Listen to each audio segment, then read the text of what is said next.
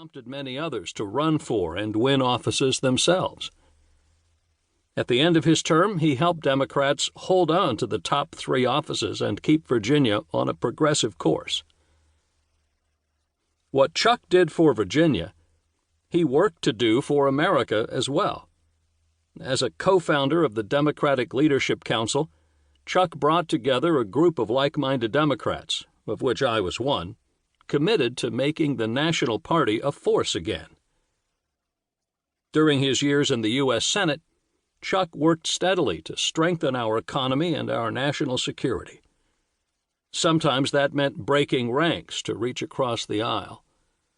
Other times it meant putting political self-interest aside to stand up for his beliefs, as when he stood strong in support of LGBTQ Americans. I was fortunate in my 8 years in the White House to have Chuck Robb as an ally in Congress. His support in the Senate helped us secure passage of landmark legislation such as the federal assault weapons ban and the 1993 economic plan that erased the deficit, sparked our longest peacetime expansion, and led to the most broad-based prosperity in 50 years. The bill passed by just 1 vote in both houses of Congress.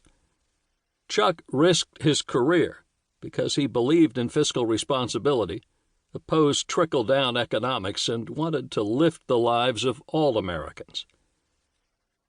I'm especially proud to have worked with Chuck in normalizing relations with Vietnam.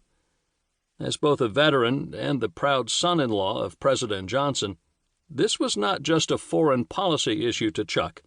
It was personal. He knew that I had been opposed to the war, but he never saw that as an obstacle to our working together. And so, along with other veterans in the Senate and House, including John McCain, John Kerry, Bob Kerrey, and Pete Peterson, we were able to help heal the wounds of war and extend a hand of friendship to a former adversary, now a strong ally. Through it all, as you'll hear in this book, Chuck has been fortunate to have Lynda by his side, a true partner in every sense. Her political insight, compassion, and sense of humor are at the very center of this story, right where they belong. Together, Chuck and Lynda have carried forward the legacy of President Johnson, the belief that government can, and government must, do all it can to provide security and extend opportunity to Americans of every background in every part of our country. Almost 20 years ago now, in January 2001, I stood at Andrews Air Force Base and bid farewell to many of the officials, friends, and supporters with whom I had had the privilege of working as president. I remember looking out at the crowd and seeing Chuck, and I called to him. He had just lost a close Senate race, and I was so grateful he was there, because he had been there all along, all the way back to the 1980s, working toward peace, security, and shared prosperity in a welcoming, inclusive America.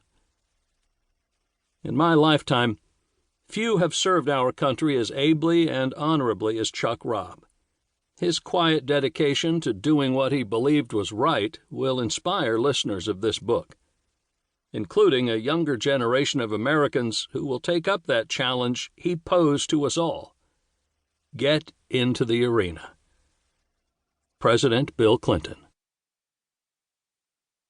Preface. On November 11, 1985, I was invited to speak at a Veterans Day event at the Vietnam Veterans Memorial in Washington, D.C.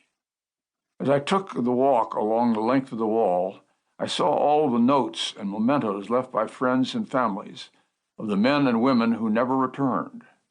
I heard the quiet sobs of those who stood close to that smooth, black granite wall, tracing their loved ones' names. Looking at name after name, I remembered aloud. We put them in body bags and zipped the bags up. That's a tough way to say goodbye. I hadn't been back to the memorial since I spoke at the groundbreaking ceremony 3 years earlier. I hadn't been avoiding going to see it, but I'd been waiting for the right time, for what I knew would be a powerful emotional moment. I held no bitterness from my experience in Vietnam.